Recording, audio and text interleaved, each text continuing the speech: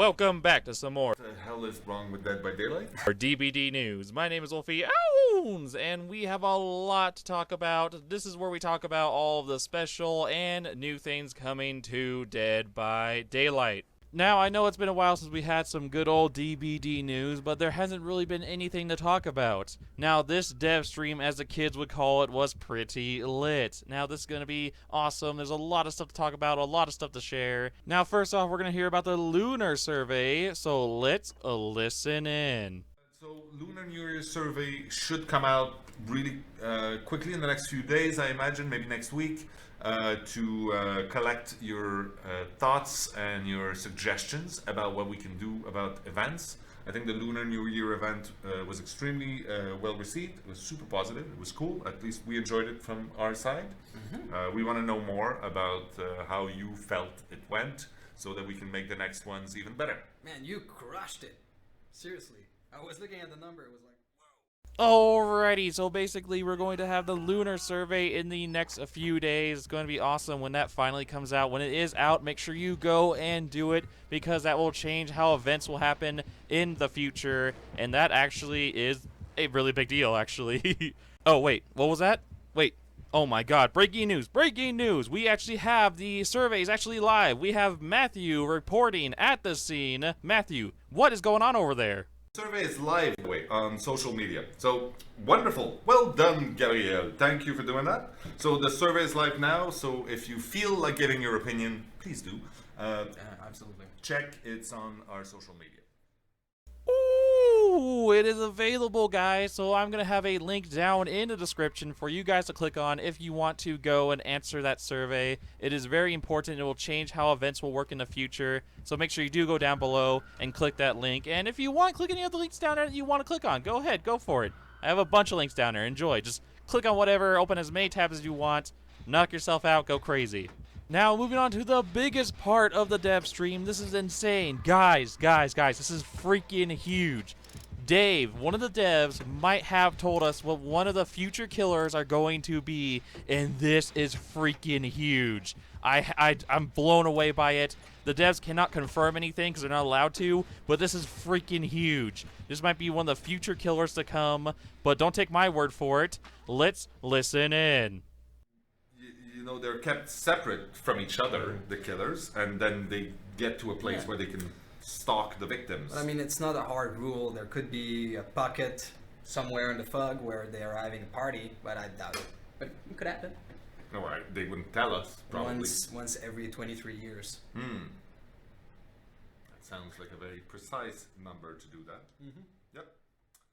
Oh my god. No, they did it. They did not Dave did not just say that. We know the devs love to screw with us with their little hints and their little jabs they do. We know they love to do that, and they might have just hinted to one of the future killers of Dead by Daylight, Jeepers Creepers. Now, if you do not know, Jeepers Creepers is a movie, a scary movie, where there's this monster that's like a killer. I don't know how to explain it, but basically, Dave said every 23 years, they end up meeting. This is a huge hint. Let's hear again what he said. Once every 23 years. And then they got all quiet about it. They said, that's a very exact number to say like that. Every 23 years. Guys, hear me out. This is a theory. But Jeepers Creepers might be coming to Dead by Daylight. Oh yeah, it might happen, and that is going to be insane. I can't wait to see what his abilities and what he's going to do. I'm really excited for this. Of course, this is just a theory, but I cannot wait to see if this actually comes true in the future. Moving on to the next part of the dev stream, we're going to be talking about cosmetics, but not any cosmetics, the Fangmen and King David's cosmetics. So let's listen in. Alright, lots of people asking about the alternate customization concepts you showed for David King and Fangmen months back. People want to know if any progress has been made on those. Has any progress been made on those? I don't know. Well, you probably know. Yeah, I know. But you can't talk about it. No. Which tells me that probably something's happening. I don't know. Yeah, okay. You cannot confirm or... No. no. Maybe. Okay. And this is why I say the devs love to hint and toy with us. That's what they love to do. That's how they do things. Now, of course, the devs cannot confirm this or anything like that, but possibly Fang Min, aka Ming Li, and David King are going to be getting their future cosmetics, which are going to be awesome. For you, those of you who do not know, David a few months ago had a shirtless cosmetic or a police officer cosmetic, and Fang Min had a bunny rabbit, like cute little a rabbit animal outfits, and they looked pretty cool. They looked pretty awesome.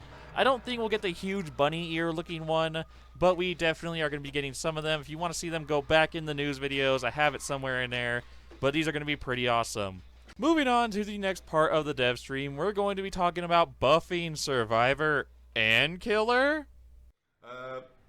Once you will be done making solo queue survivors are strong as survive with friends survivors, what are your plans on changing the killer to match those if there are any?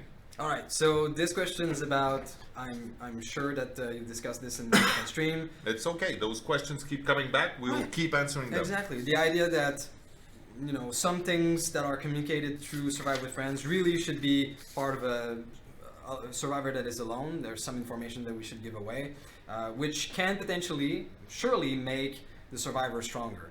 Is there something done to the killer? Yes. So we're currently working on a lot of changes on the killer. That's going to change the speed of his action, what he's actually doing, the animation of the interactions, and a lot of different core components such as the attack, the chase in general. So this comes as a big package. No dates yet, but it's something we're actively looking into right now. Okay. Woo-wee! Alright, so that is quite a bit. So basically, they're going to be buffing Survivor to be as strong as Survivor Friends. Basically, the strongest thing in the game right now, and you can deny this all you want, the strongest thing in the game is not Killer, it's not Survivor, it's not Kill Your Friends, it's Survive with Friends. In Survive with Friends, you could share so much information between each other. It is insane. It is so good. It is the strongest thing in the game at this moment, and it is insane. So basically, to make solo survivors, so people play by themselves, be as strong as Survive with Friends, they're going to be buffing Survivor to share more information between each other. But not only this, they're going to be buffing the Killer, so Killer is going to be able to deal with Survive with Friends easier, which is very good, very needed. There's no set time on this, but it's going to be coming in the future, and I cannot wait for this. Moving on to the next part of the dev stream, we are going to be talking about the good old hatch standoff. You guys love the hatch standoff, don't you? Everyone does. Everyone loves it. I know I love it. It is a beautiful, amazing thing. And the devs have their own thoughts, plans, and opinions on this, so let's listen in. Are you guys actually working on a solution for the hatch standoff? Yeah. Yeah? Please we tell are. me about it. Okay. So we're still working on that. It has a lot of implication, but it's actually quite simple. Killer gets to the hatch, closes the hatch. That's it? That's it. Okay. Is it working? As in, you know, testing the system and working all the edge cases, and it makes sense in game and it's fun? It's getting there, yeah. It's getting there. Can it be opened again? With a key. Well, actually, that's what we're testing. You know, There you there's different lever. Maybe it's gonna reopen after a gen. Maybe it's gonna reopen after some time. Not sure yet. But for now, it's closed. All right.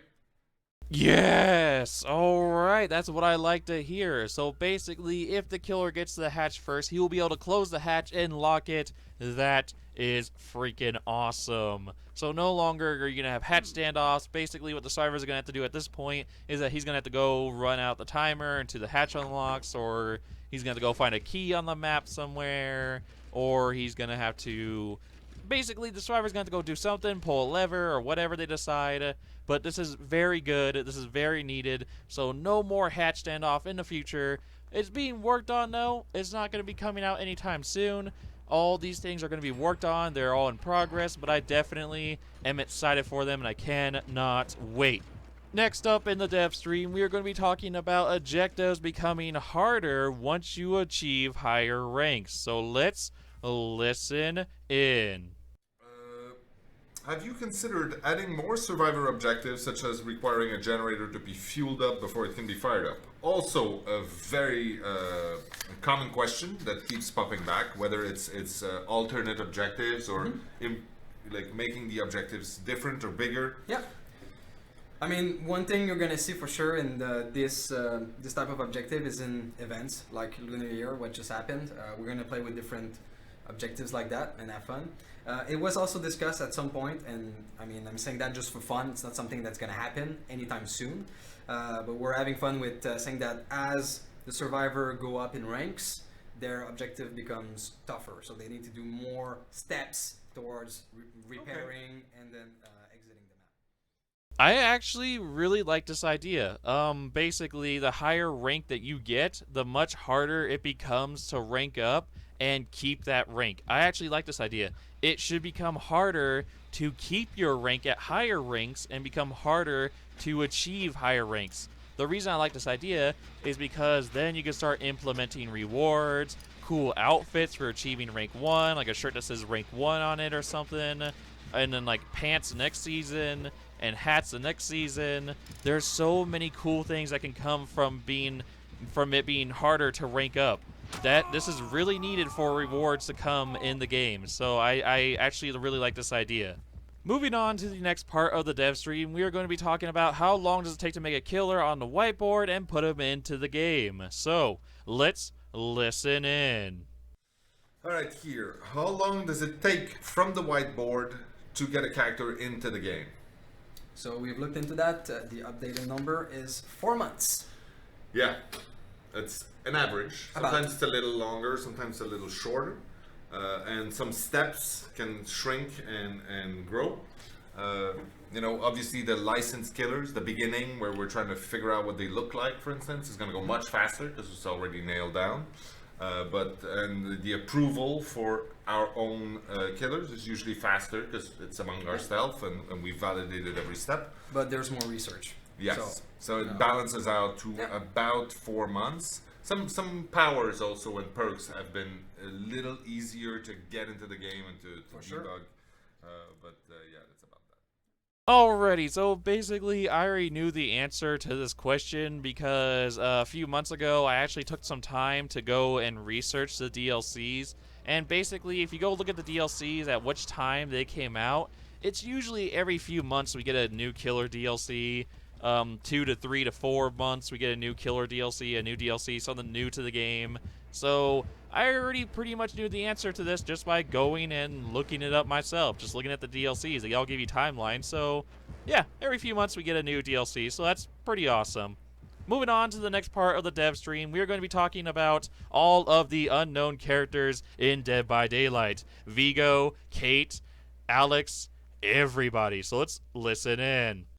What became of Vigo and the people on the lost tapes? Did they escape, or did the entity take them somewhere else once they lost hope? All right, so we don't know if they lost hope, right? Maybe, maybe not. Maybe they're dead for good, maybe not.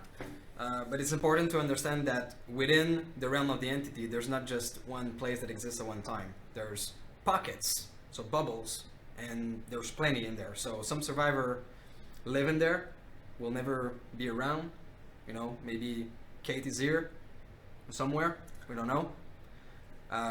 Quentin is here, and then another character, Vigo, might still be in the realm somewhere else, and maybe someday we'll meet. Those pockets can cross-pollinate and Absolutely. touch in weird places. Yeah, that's it. It's true. It's quantum mechanics at its core. It's about this. Science. Yeah, super straightness. Oh my god. Woo! That is some good, juicy information. It is tasty, and I am loving it. So basically what they're saying here is that everyone in these items, on the tapes, everywhere in this game, are actually in the entity's realm. They are all here. They are all in the game. They're just at different parts in the game, and eventually those parts, they're in their own bubble. Vigo, Kate, Alex, everyone will eventually end up joining our bubble. Right now, we're in our own bubble, our own realm. We're making progress. We're venturing out. We're going to new places. We recently just met the pig and Detective Tap. Like, we're expanding. Eventually, we will get to Kate. We will get to Vigo. Alex, that is awesome. I love this. This is freaking huge. Moving on to the next part of the dev stream, we are going to be talking about the Flying Killer. Now, many of you have not known about the Flying Killer, but before we go too much into it, we'll let the devs talk about it first, so let's listen in. They're supposed to help us. Has a killer ever gone to the drawing board but was cancelled because their power was too strong? If so, what was their power? That's a good question. So there's some. I can remember one from the original prototype. That was the Flying Killer. Yeah. Because the original prototype, you essentially press the button and it was randomized. There was like 20 weird powers, and you just get a power and go. And the Flying Killer was super fun, but it was unplayable. Just because you just go up in the map and you just fly around and go, oh, he's there, and then hit them and they die. Yes. It was fun, but it's just unmanageable. Yeah. So, I mean, we've prototyped a lot of different ideas, and it's an iteration process. So usually if we do a prototype of a power and it's too strong, we don't stop there. We tweak it until it's Until it works. Nothing was ever like designed that was just, you put it on the board and everybody goes, that's not possible, it's way too big. There's always a way to sort of massage it into the game. Yeah. I mean, usually the power that will be too strong, like flying, are not even started. They're not really considered. No. Yeah. There are some powers that we have talked about that we're not exactly sure how to make that work in the game. There's a few that keep coming back. Things like, the killers who take different shapes, for instance, taking the shapes of survivors or things like that. It's a power that keeps coming back in different shapes. And we look at it and go, we're not sure exactly how to make that work. But we don't scrap them. We just put them aside until someone has a really great idea of how to make it work. Absolutely. And they usually there's a big bucket of all these powers and they keep coming back. Oh my god, dude, the devs are just telling us everything at this rate. Okay, so basically we just learned that every killer or every character on those items are in the game somewhere else in the entity's realm. Not only this, but there are many, many other killers in this game that we do not know of. The Flying Killer, he got scrapped, although I do feel like you can make the Flying Killer work. Like, make it to where, this is my opinion, it doesn't have to work this way, this is just how I feel. But make it to where the Flying Killer, he can jump over walls, where he makes a swoosh sound before he jumps because he pops out his wings. Give it kind of like a sound cue, like every other killer has. Make it to where he flies just a few feet up and he can move, but slowly. I think this could actually work out if they actually try. I really feel like this could be a really good idea, and it would be a really cool killer in my opinion. But anyways, moving on from that though, there are many killers actually in this game that we can have, and that is so freaking awesome. There are so many ideas that they have. There's like a box of them. Oh man, I am really excited to see the future and what comes from all of this. Now, moving on to the next part of the dev stream, we are going to be talking about the Emblem System and how that went, how the devs are feeling about it, because if you guys don't remember, we had a PTB about the new Emblem System, which is the new ranking system, and it closed. It's already been done. So what is the progress on this Emblem System? What's going to happen? Well, the devs have some answers, so let's listen in. Someone asking about emblems, anything. Yeah. PTB? Is that a thing? I don't know. You're telling me. So we had a PTB. We looked at the results. We tweaked things. Yes. What's next? Well, we want to do another PTB. There you go. That's what we want to do. Okay. And I'm unsure when it is, though.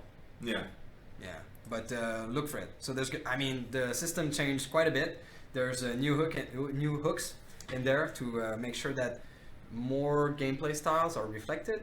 The emblems are going to be fairer. Can we say that? Yeah. Oh, okay. It's a word. More fair for killers and survivors. So it's really interesting, and we want to have another round of tests with you guys. Get your feedback. It's coming. All right. Alright, so basically the emblem system did not work out, sadly.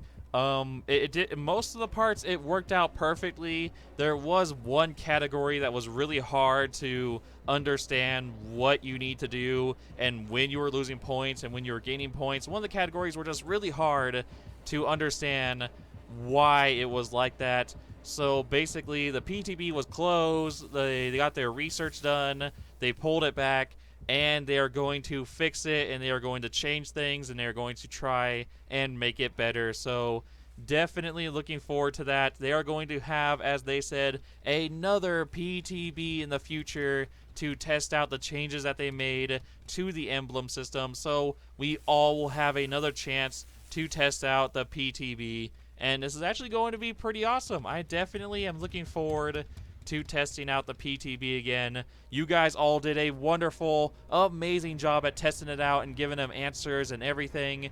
It was great. It was amazing.